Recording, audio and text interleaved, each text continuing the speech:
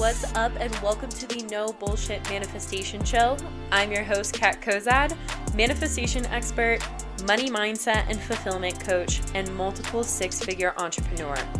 Come sit with me while I spill the real tea on what it's like to practice using intentional manifestation, demystify all of the woo-woo and confusing bullshit that comes along with creating the life of your dreams, and give you a realistic view of what it's like to be on a personal, spiritual, and professional growth journey. The goal of this podcast is to support and guide you towards manifesting all of your dreams, shed light on the things that people are too scared to talk about, and encourage you to become the person who gets to have it all, be it all, and do it all. I am so happy you are here. Let's fucking do this thing.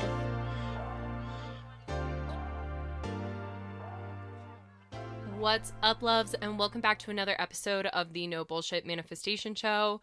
Oh my gosh, I am so happy to be back recording the podcast. I was gone because yo girl got COVID, and I was stupid sick for like over 2 weeks. And really just couldn't even record if I wanted to. This is my voice now, and I'm still a little stuffed up, a little sicky sounding. But yeah, it was just a whirlwind. But one of the things that I love, which is going to sound really weird about being sick, is that it gives you an opportunity to really turn inwards and look at the different limiting beliefs and inner dialogues and whatnot that are coming up and coming out and coming through for you. And this is definitely a podcast episode that I will do in and of itself because we have something else planned for this episode. But what came up for me during this time was so powerful, and it was also really crazy because I ended up getting sick twice in the month of June, and that was right after I had had a success shower, which is essentially like, you know, a baby shower, a bridal shower, something like that you do to celebrate these big major milestones in people's lives. Me and my girlfriends decided, okay, we're not having babies, we're not getting married yet, like, let's have a success shower. Let's celebrate the success that we have accomplished thus far. And in that success shower, we all gathered together. We all shared our wins and our losses from over the year. And I claimed these like next level big fucking manifestations, which I have a whole podcast episode that I'm going to share on that as well. But as soon as I claimed these next level things and started to fully embody and step into that energy, all of this chaos started to come up to the surface. All of these toxins started releasing themselves from my body. And it's just like, I know I talk about this all the time on the podcast, but such evidence of the fact that when we choose to go to the next level, we have to clear space. We have to release the past. We have to let go of the bullshit in order for us to fully step into that next level version of ourselves. And that's what I truly believe this experience was in the month of June, that I just got so sick, to clear the space and to really give me a lot of the insights and the lessons that I need in order to continue to ascend into this next level version of myself with these next level manifestations. So super excited to record that podcast episode and give y'all all the deets on that, because there's some big fucking things going on over here. But with that being said, today's podcast episode is actually with such an incredible guest. Her name is Carolina Salazar, and it's so incredible. I actually got connected to her through Sloan Elizabeth, who is also on the podcast, who ended up being one of my friends in New York City.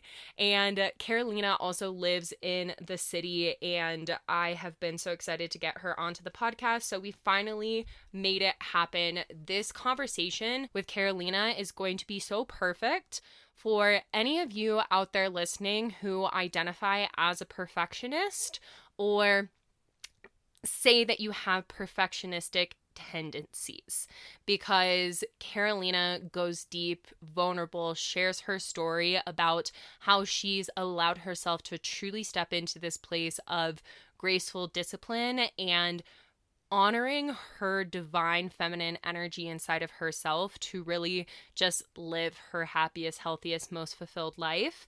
And I do want to preface this podcast episode and this conversation with a trigger warning.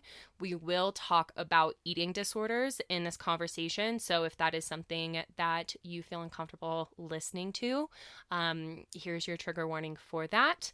But Carolina, also known as at the Carolina Lifestyle on TikTok and Instagram, is a health and life coach focused on empowering women to heal their relationships with their body and food, to prioritize their mental and emotional health, and to connect to their magic as their higher selves. And she provides a holistic view of health, integrating the soul, body, and mind all together. And she also is the host of the Luna podcast and has her own cookbook and offers birth chart readings. This girl is like the real fucking deal. She is so incredible to listen to. You'll hear her energy and her magic through the way that she talks.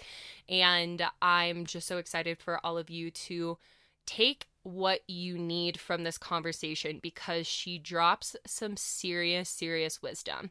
And if anybody relates to this conversation and really loves Carolina's message, go check out the show notes down below and be sure to connect with her on any of the platforms that she has provided for us, because like I said, this girl's the real fucking deal, and it is such like an honor to know that there's someone doing the work that she does. So without a further ado, here is the incredible Miss Carolina Salazar. Alrighty, everybody, welcome back to another episode of the No Bullshit Manifestation Show. Today we have the beautiful Miss Carolina Salazar on the podcast to share her incredible story and all of the beautiful things that come along with it. So, Carolina, please share your story with us. What has like led you to be who you are and where you are today? Hi, everyone. Thank you so much for having me on the show. I'm so excited. I love coming on different podcasts and just making connections. So really grateful to be here. And so just a little bit of a rundown on what I do. I really see health from the spiritual lens. So I essentially focus on being a holistic health coach that prioritizes feminine energy when it comes to empowering women. So I think a lot of what I do really touches on that topic, which kind of branches out to different things. So your spirituality, your connection to your divinity, manifestation, but then also how do you connect to your body? How do you move out of the masculine and the overproductivity and the overextending and the perfectionism, and how do you find that balance? So that's kind of what I do. And just to dive in a little bit into my story, I'm trying to think about where to even begin, but I guess in terms of background, I spiritually grew up in like a not very religious family. Like my mom is pretty witchy. She was the one who introduced me to manifestation down the line. So I grew up like on my mom's side being a bit more spiritual, and my dad's side just pretty much being atheist, like not religious at all. So growing up, that was kind of my experience. And I was also like the typical perfectionist, type A girl, like super overachiever, really just focus on just being the straight A student. And I think along the way that brought along different things.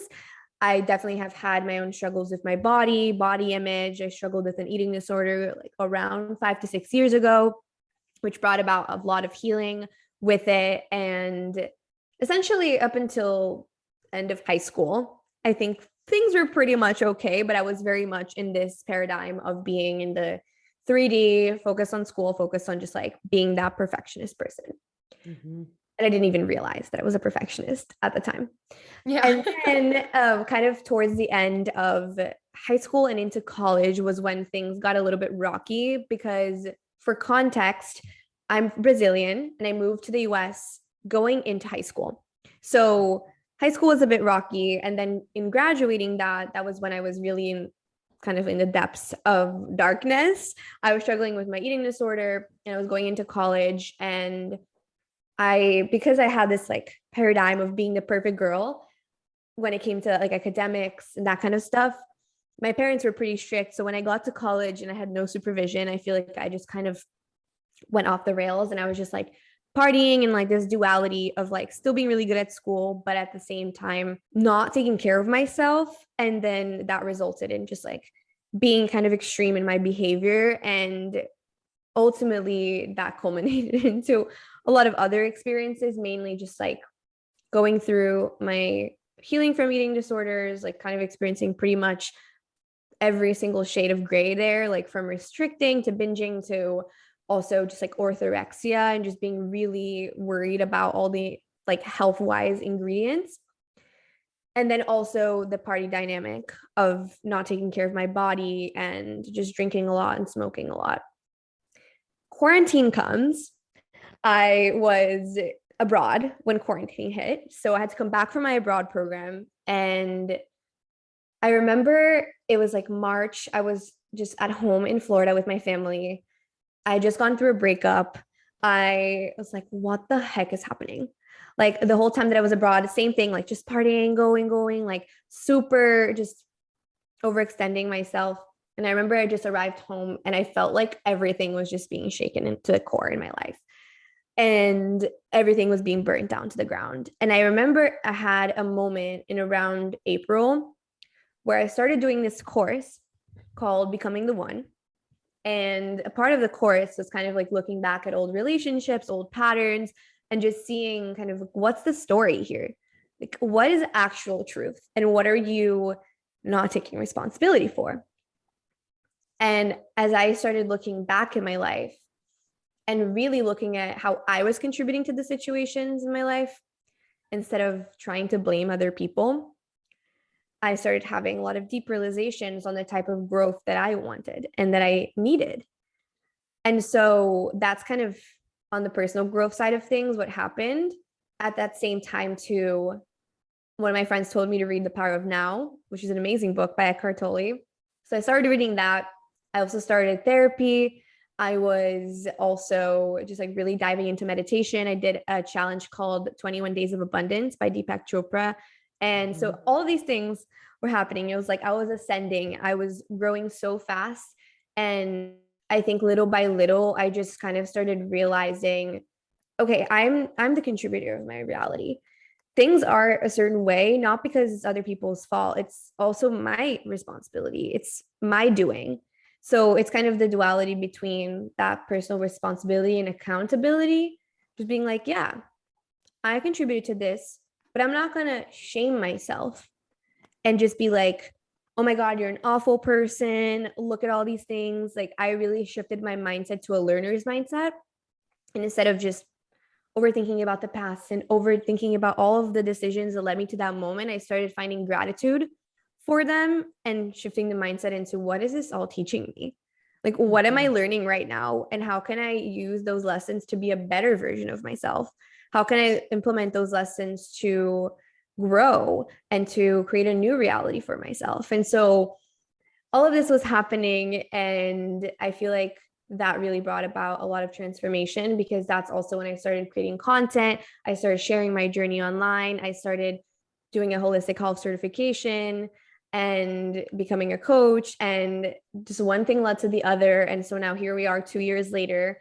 And so much has changed. I graduated college. I ended up going into a corporate job that like didn't really align with me. And I've been kind of navigating my own career as a result and stepping more into the role of an educator and a thought leader, and to just empower other women to take responsibility for their lives and also just love themselves. I think I've really realized that we've been raised to think we're supposed to be a certain way as women. And so what I'm just really passionate about is empowering us as women to step into our power and really just like become the magnetic beings that we can be.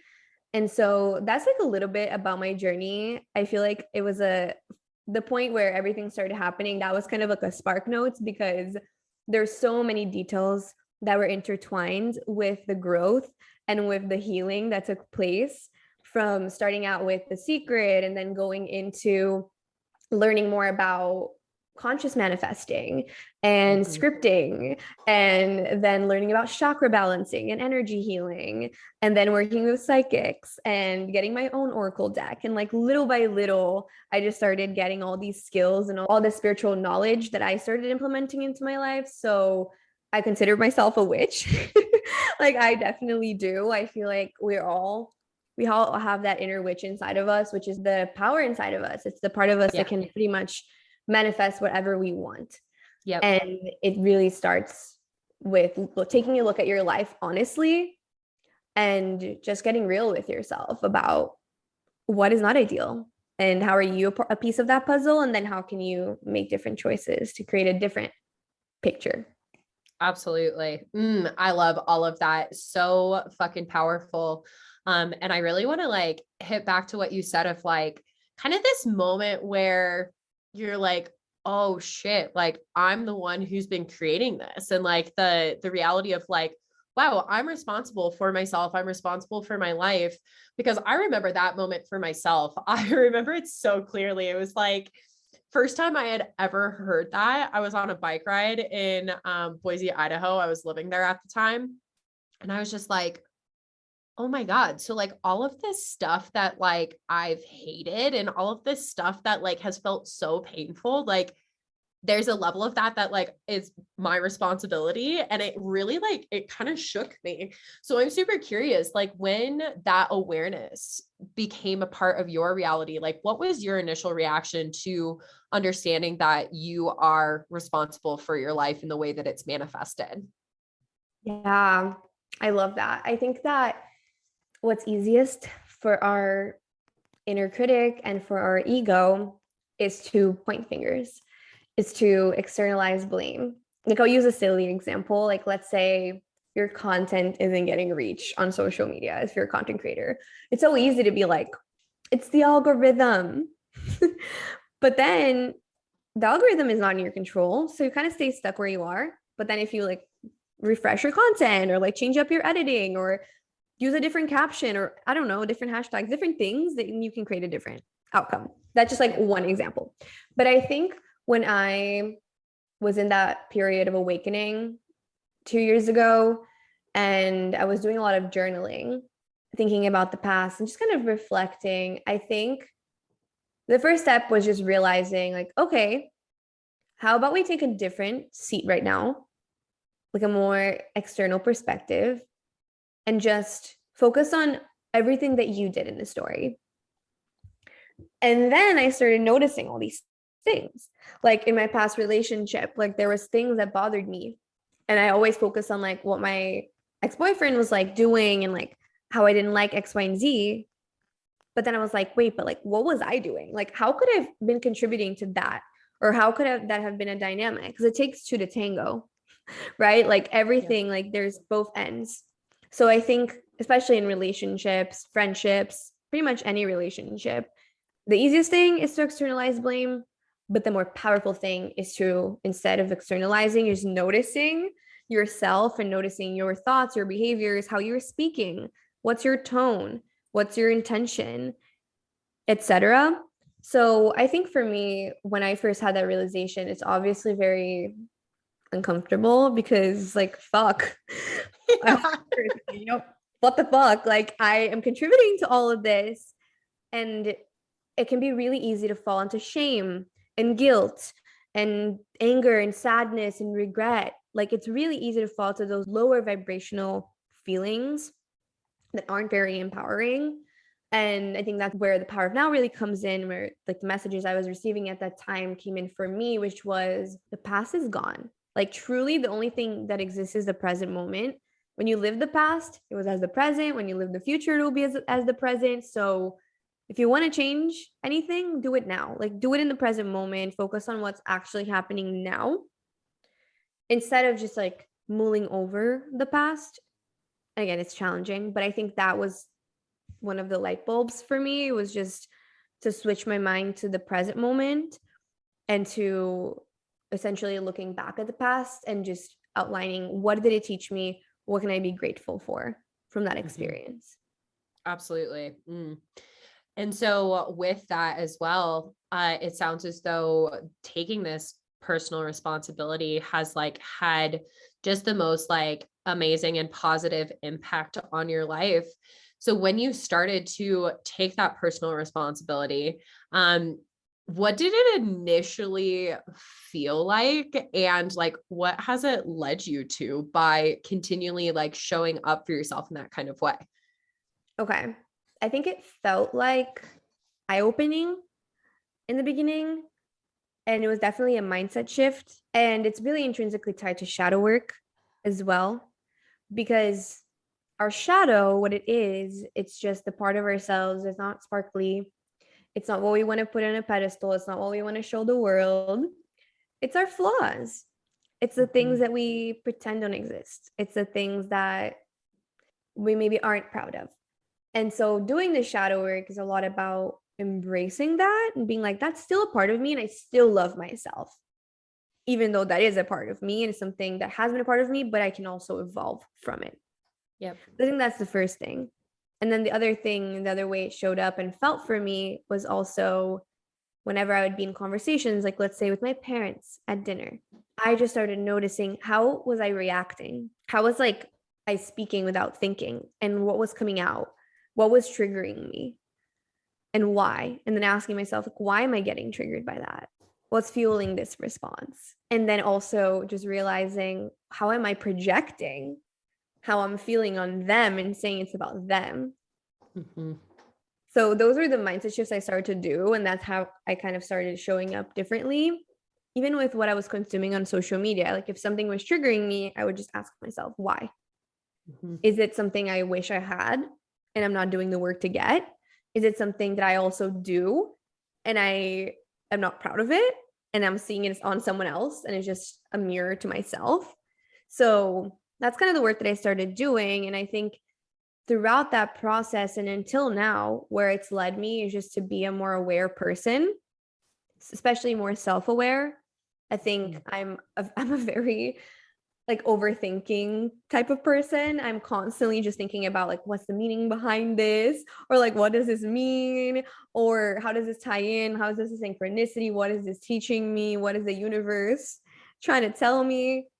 So I just feel like it's kind of led me to be more reflective instead of reactive. And it's just taught me that to truly love myself and to truly feel loved by others and to attract healthy love, I have to love myself first. Yeah. Yeah, absolutely. And there's so much power in what you just said with especially like this shadow work piece of it. And when there is that level of awareness that goes into the fact that like that's part of the equation, because I think that for myself, it was like I was so scared to look at like my shadow and like the different parts of myself that I had been hiding for so long because I felt as though they had so much power over me. And when I gave myself permission to like shine that light on the things that hang out in the shadow, it really like it was such a relief. And it also, like you're saying, on this aspect of true self-love, it's like I think a lot of the times we're kind of fed half of the picture. Like you're saying, it's like just the sparkly things, just the pretty things, just things that's like, yep, I can show this to the world and it's perfect. Whereas like genuine, true, real self-love does come from those things that it's like, wow, like these are the things that like used to make me cringe or used to make me feel that level of shame. And to understand why those things feel that way for you and why they trigger you and whatnot. And to learn to love and accept and honor and take responsibility for them. Like that's true self-love. That's where like the good stuff really comes in. For sure. Yeah. And exactly as you were saying, like we're all imperfect.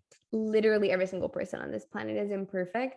And that's where the earlier self that I was describing, that was the perfectionist Carolina that was just trying to be perfect and portray this image. Like I wasn't embracing the shadow Yeah. in that time period. I was trying to brush it off. And so for whoever is listening, it's also like remember that it's okay to be imperfect and it's okay to look at those darker parts because it is scary. Like it's going to bring up denial and it's going to bring up maybe feelings of like shame or guilt and things like that.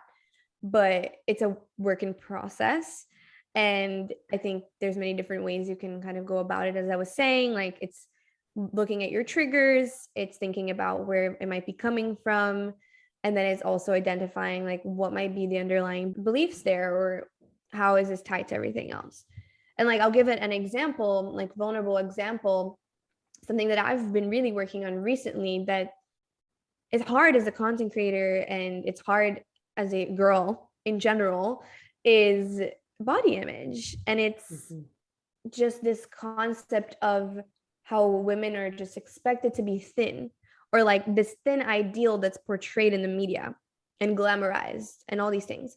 So I've just been really working on loving my body extra in this time in my life, because as we get older and we get into our hormones and our female body, as I was saying, like our feminine energy, we're curvy beings. You know, Mm-hmm. we have our natural body shapes, and each of us is so unique and so beautiful in that way. But I definitely have like an inner critic, and I definitely have like an inner voice that comes out at times, and I feel critical of my own body and the way it looks in Yeah. pictures, in videos that I film. And so learning to accept myself in those moments where I might be looking at a picture or a video and just being like, oh my God, ugh, like why does my body look like that? Yep. Or, you know, something like that. And I think a lot of girls probably relate to this feeling. I think 90% of women somewhat relate to struggling with their own body. And I think that at the end of the day, our bodies are a vessel. So I also really just try to remember that it's what carries me through this human experience. It's like what my soul chose to be born into in this lifetime. So I should be Yep. grateful for it. So that's kind of a shadow work that I'm doing right now, I love personally. that. That's beautiful. I can completely relate to it. And I really honor you sharing that, because it's like, I can imagine the ladies listening. It's like, I think there's this weird perception of like, if you're a content creator, if you're a coach, if you're like somebody who's in the public eye, that like we have our shit figured out. And it's like, uh, we are working on getting our shit figured out. And like, there's always going to be some level of inner work that like gets to be done around it. Like, I'm in a very similar position right now. That's the work that I'm doing, my relationship to my body, my relationship to health, compared to what it's looked like in the past. And I know you shared with me, and if we want to take it this direction of like, I used to have an eating disorder. I used to be incredibly anorexic because I thought that the only way that I could be lovable was if I looked a certain way and if I was a certain weight. And I know that you shared with me that that's something that you've worked through and have been able to recover from as well. So, especially like with this perception that you shared of like being a perfectionist, how has your journey been to work through those parts of yourself and like really like learn to embrace that part of yourself? Totally. Yeah. I think also, just to reiterate what you were saying about being in the public eye or being a content creator, I also think, or a coach or anything like that, at the end of the day, I think what fuels our purpose for a lot of us is our own struggles. It's the things that we're Absolutely. learning. It's like wanting to help other people learn and grow in beautiful ways, similar to our own growth paths. So I think there's a lot that goes hand in hand there. We learn from our Yeah. own experiences and we gain knowledge and we gain wisdom, and then we want to share it with people. In Yeah. terms of my own experience with my body, just to dive deeper into that and the connection it has with being a perfectionist, I think growing up, I mean, I was always like a pretty petite girl. And my identity for a super long time was around being a smaller, like the shortest in the class, the late bloomer, like that was my identity. People called Mm-hmm. me little Carolina, literally. Like in Portuguese, they say Carolzinha, which is just like this little Carol. And so that was my experience growing up. And then fast forward into me like getting my period for the first time when I was 13, I think, 12, 13. Mm-hmm. When you get your period for the first time, your body starts to change. You start growing into your womanly body and your appearance might change. It's kind of an awkward phase, like an in between. And so I think at first I was like, I didn't even have time to process the changes because they were just happening so fast. But then around 2 years after or 3 years after into high school, that was when I really started, I guess, trying to change myself because I think I hadn't updated my identity. I hadn't updated that, like, okay, you're older now, like your body is different and you're beautiful, and like feeding myself those like powerful, good affirmations and like good things to myself, because growing up, I was also around a lot of adults that constantly talked about weight loss, other people's weight loss. When other people changed and were skinnier, oh, they look so much better, or just like Mhm. hearing those things. And so there was a period of time for me where I had gained a little bit of weight right before college, like right around college applications. And I remember I started noticing it and I started feeling weird. And I asked someone I knew in my family about it. And they were like, oh, yeah, like you look a bit chubbier. Mhm. And it was just literally like a simple comment like that that triggered it all, which is like, oh my God, if I'm quote unquote chubbier, I'm not lovable. People are talking about it. And that, I think, is how it really tied into my like perfectionist self. It's just like, I need to be perfect to be loved. I Mhm. need to be like, I need to check all the boxes. And I think in high school I also had like just shitty experiences of guys, like high school guys, like they pretty much suck all around, or like it sucked in my high school at least, and like most of my college experience as well. And so I think I also just wanted to be liked, and I wanted guys to pursue me and to want me. And that's kind of what fueled this like eating disorder that I had, which really in the beginning started with like intense cardio, really under eating, really like cutting out all carbs, just a lot of rules and a lot of restriction. And it even came out into like my social interactions. Like I missed out on family dinner because I was at the gym, or like I was just restricting a lot of different aspects of my life, not just food. And then fast Mm. forward into college, I kind of started getting help with a nutritionist in the beginning of college, like around the first 4 months of college, like in the first semester. I kind of realized like my hair had fallen out. I was like, okay, I don't recognize myself in the mirror. I need help.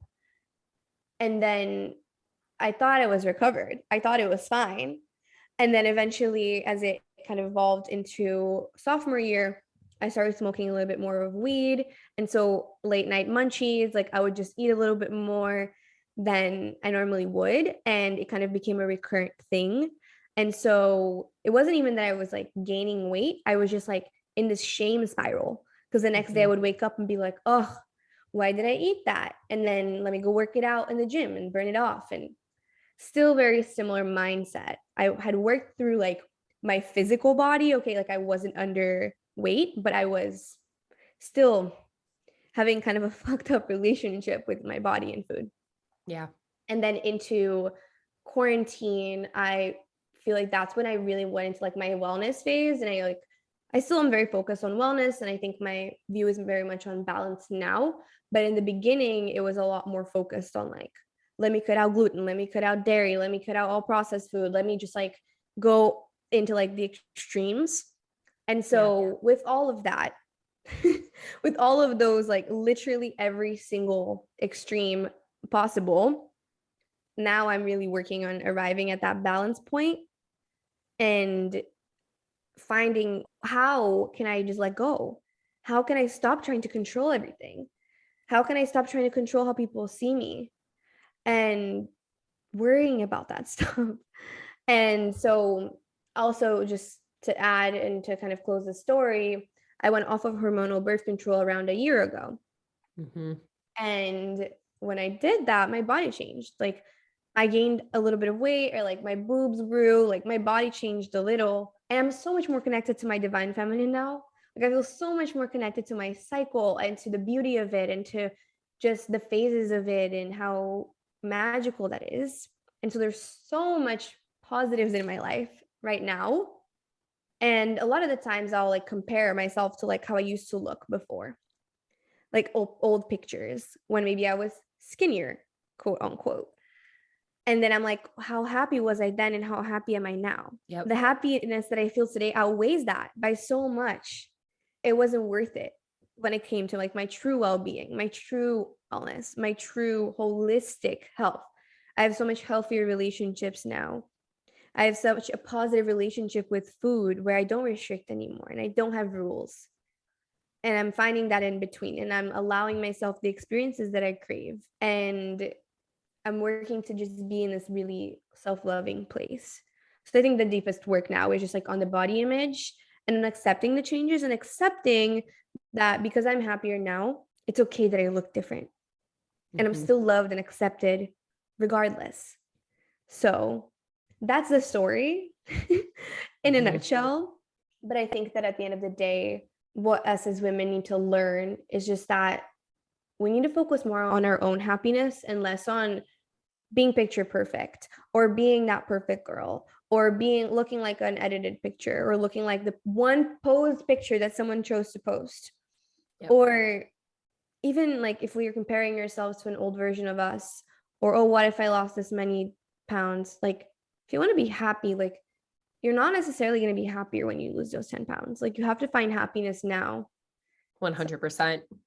Oh, I love all of that. And I, once again, relate to everything that you're saying, especially this concept of like, I'll be happy when. That was like the story of my life up until like really doing the healing work and doing the inner work. That's like, yeah, like losing the weight, making more money, having the boyfriend, like whatever the fuck it is, isn't going to make you happy if you're not already feeling that at your core. And so something that came up for me as you were sharing your story is almost, it sounds as though like when you're in this perfectionist identity, discipline was like an act of punishment. It was like, Carolina, if you do not do this, then like punishment. Whereas now you've been able to approach it in this way of like, I'm choosing to see and approach life in a certain way that allows me to have this level of freedom. So like, will you expand on how you made that transition out of punishment and like that hate for your body into a place of like love?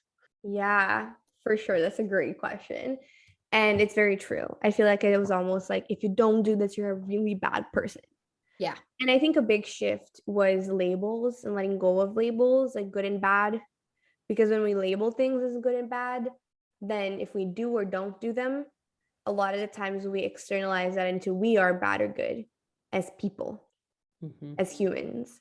So for me, the way it used to come up is like, let's say I'd consider eating a dessert bad or that's unhealthy. Then if I ate it, I would be like, shit, I'm a bad person. Like I'm doing bad things. And so I think in learning about those labels and realizing what those labels were, and then trying as much as possible to let go of them has helped me personally. I think that's one thing that's helped me let go of the perfectionism. And then the other thing as well is that when it comes to choosing what makes you feel vibrant and good and like finding that graceful discipline, right? Which is like, how can I still show up for myself and do good things to myself? Like here I am saying the word good, but you're good. But I guess like in finding a lifestyle that's aligned for me, a lot of the times, like in my journey, there's been times that I let go of certain habits. Like let's say a habit that I absolutely love is meditating. Like if I'm meditating every day, like I'm feeling through the roof, I'm feeling so aligned throughout my entire day. I'm so much more present, grounded, focused. The list goes on. But if I don't meditate a day, that's okay. And before, I used to just like the perfectionism came through with this like all or nothing mindset, which I talk to my clients about as the and or mindset. So the or mindset is like either I do this perfectly every single day and I never miss a day, or I drop it and I forget about it and I don't start over. The and mindset is about like bridging that and just being like, okay, I didn't meditate today and I can meditate tomorrow. And I can meditate late. Like I didn't meditate this morning, but I can meditate later today. I can do a 5-minute meditation. I can do a 1-minute meditation. It's like finding those in betweens. And I think that's what the journey has been like for me, is just finding the grays, like finding the balance, finding that middle ground where it's not about just being so extreme. And that's just like a theme and a recurrent lesson that I keep learning over and over in many different scenarios. So that's kind of I think how I've navigated the perfectionism and finding that graceful discipline is embracing the and mindset. Mm-hmm. And also noticing like, how am I being extreme? Because a lot of the times extreme behavior comes from attachment. I saw a post by this guy on Instagram called Feel Good Life. He's awesome. And he was talking about how he stopped exercising for like 8 months, I think it was, like a while, because he started realizing that if he wasn't exercising on a certain day, like if he didn't go and swim laps in the pool, he didn't allow himself to eat a certain amount of food or like things like that. Or like he would freak out. Like if he traveled and there was no gym, like he would just like react and feel like almost like a panic. And so I started really realizing like, how am I attached to certain things and noticing when those attachments come up. Like, for example, I love eating eggs for breakfast. So I eat 3 eggs usually scrambled with like avocado toast every morning. And then there was one day that we had a lot of friends visiting and like staying in our house with my parents, and they made eggs before me. And like my dad made like a big batch of scrambled eggs. And I was like, oh, like he's definitely going to leave some for me to make my own. And I just didn't think about it. And then when I went to go make it, the eggs were gone. And I went to the breakfast table and they had eaten like most of the eggs. And I was like, oh, like there's not 3 eggs. Like maybe there's like 1 egg. Like I need to go to the store now. Like where are the car keys? Like I need to go right now to buy eggs so I can have my eggs. And then I took a step back and I took a breath and I was like, what the heck, Carolina? Like you can eat something else for breakfast today. Like you don't have to eat 3 eggs. You can just eat 1 today. Like it's fine. So even to this day, like I'm still noticing those attachments and like how they still come up and navigating them like that. And it really comes down to, for the grace to be there, it's about taking the breath. It's about taking a step back. It's about slowing down your reaction. Yeah. And so I think that's kind of the main things that I'd recommend, just like noticing your attachments, and also how are you living the or mindset instead of the and mindset, and what labels are you using around different things in your life. Yeah. And that totally ties into what we initially started talking about with like the personal responsibility aspect too. Is like, it's just you being like your number one supporter, like biggest advocate, being like, okay, like I get to show up for myself in this kind of way and recognize these things so that I'm capable of making life feel aligned for myself. And I also, what came up for me as you were talking about that I want to hit on is like, us as feminine beings, that's like almost kills your feminine soul when you're in those extremes, because we want like change and like the ability to be able to explore and play and be. And when you're in this place of like discipline as punishment versus, like you're saying, like graceful discipline, the and mindset as opposed to an or mindset, that's what honors our feminine essence. Whereas like men, they're really good at being disciplined in a way of like this or that. It's like, that's part of the masculine energy. They're fucking good at it. But like us feminine beings, it's like the best thing we could possibly do is like give ourselves that level of grace to be able to like adapt and flow and be in the space of like change. Exactly. And I think that we live in a masculine society, but we're having a very deep feminine awakening right now, especially in the last couple of years, where we're realizing all of this and we're learning about the difference between masculine and feminine. So I think it's really also about, for us women, is like observing the cycles, embracing flow, embracing just ease and surrendering a bit more. Whereas the masculine is more like, what's the structure? What's the rule? What's the formula? What's the straight line path that's going to get us from point A to point B in this amount of time, in this many days? Like, no. Like when you embrace the true feminine essence, it's so much about surrendering. It's so much also about going with the flow. Like think of water, right? Like that's kind of what I think about when I think about the feminine. It's just like water. If there's rocks, like water is just going to flow in between the rocks. You know, it's just going to kind of go, like imagine the waves, like they just come and they go. And it's almost like this spiral growth, like you're going inwards, or like a wavy growth where you're going up and then down, and you have all these like ebbs and flows between lessons repeating and continuous patterns that show up. So I think it's really about that also. Yeah. Absolutely. I love that visualization of it too. So I could chat forever, but to wrap up our conversation, one last question for you is like, what's one piece of no bullshit advice you could give to the ladies who are listening that fully resonate with this message? Woo! Okay. When no bullshit. No bullshit over here. No bullshit over here. Let me think. Stop putting so much fucking pressure on yourself to constantly be doing, achieving, doing more, being perfect, looking a certain way. Literally, I think we as a collective, as women, we just need to let that pressure go. Like, we might think other people are putting that pressure on us, but at the end of the day, it's mostly coming from ourselves. So we technically have control over that pressure. And I think we all just need to remove it as much as we can and give ourselves more grace and accept more of what is, of what we are, of our beauty, of our magic, of our power, of everything you bring to the world. And I think that's where we just need to move as a feminine collective and realize that even though we live in this masculine world, we can learn a shit ton about our bodies, our energy, our essence, and we can collectively move to embody more of that feminine energy. I feel that in my core. Hell yes. Drop the fucking pressure, ladies. Amazing. Carolina, this has been such an incredible conversation. And I know that people are going to be obsessed with you. So where can they find you? Thank you.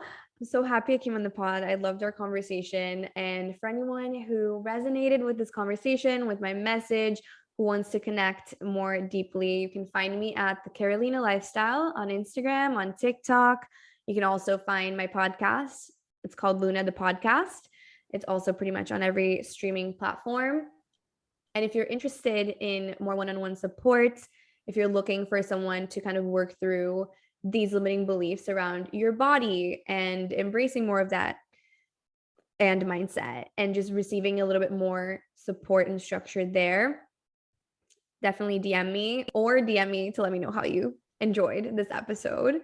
And thank you so much, Kat. It was so fun coming on. So great. Absolutely. Thank you so much for coming on. This was awesome. Amazing. Oh my gosh. Thank you for listening to today's episode. I'm so grateful to have these no bullshit talks with you. If you enjoyed today's episode or the podcast as a whole, please spread the love by leaving me a review on iTunes or sharing the podcast with others. This is how I will be able to spread more of these good vibes and be able to make more of an impact on the lives of others.